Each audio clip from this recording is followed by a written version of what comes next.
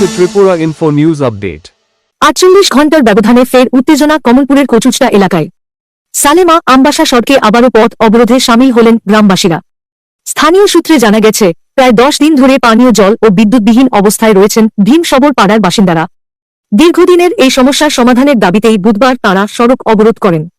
এই ঘটনাকে কেন্দ্র করে কচুচড়া বাজার এলাকায় উত্তেজনা ছড়িয়ে পড়ে।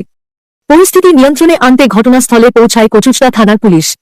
পুলিশ পরিস্থিতি স্বাভাবিক করার চেষ্টা করছে। স্থানীয়রা কি বলছেন শুনুন। এলাকাবাসীর তরফ হইতে আমরা আজকে রাস্তা অবরোধ করতে বাধ্য হচ্ছি কতগুলি কারণের সমস্যা। আমরা এখানে দীর্ঘদিন ধরে 9-10 দিন ধরে আমরা এখানে কারেন্ট বিদ্যুৎ নাই। আমরা বিদ্যুৎ দপ্তরে ইলেকট্রিক ডিপার্টমেন্টে কতবার যাই আমরা কথা কওয়া এসে পরে মানে দিচ্ছি করে আমরা এইভাবে হয়রানির শিকার করাইতেছে। সেই কারণে আজকে আমরা রাস্তার পথ অবরোধ করতে বাধ্য হয়েছি। আর যতক্ষণ এই সলিউশন আমাদের সমস্যার সলিউশন হইতো না, আমরা অতটুকু আমরা রাস্তা অবরোধ চলবো। কোনখান থেকে আইছেন আপনারা অবরোধ করতে? আমরা ভীমসবর পাড়া এলাকাবাসীর তরফ থেকে। আচ্ছা, কোন রাস্তা বন্ধ করছেন? এটা সালেমা আমবাসা কচুচড়া রাস্তা, এই 3 মিক্সার। এখন মানে কি চাইতেছেন আপনারা?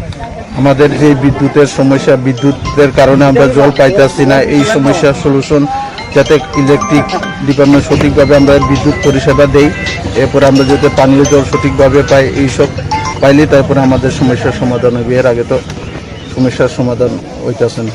আপনারা দপ্তরে জানাইছেন কিছু? জানানি হয়েছে। কি কইছে তারা? দিনও দিচ্ছি কই আমরা মানে পুতুল খেলার মতন খেলায় রাখছে অতদিন দুইটা। অনেক সময় আইতাছি কয়া একদিন 2 দিনই যায় না, এরপর আবার যায়, এইভাবে সারা বছর এইভাবে আমরা ভুগতেছি। মানে 30 দিনের জায়গা আমরা 15 দিনও পাই না, 10 দিনও মনে সঠিকভাবে বিদ্যুৎ পরিষেবা পাই না। To Tripura Info and press the bell icon so that you never miss any latest updates and news on Tripura.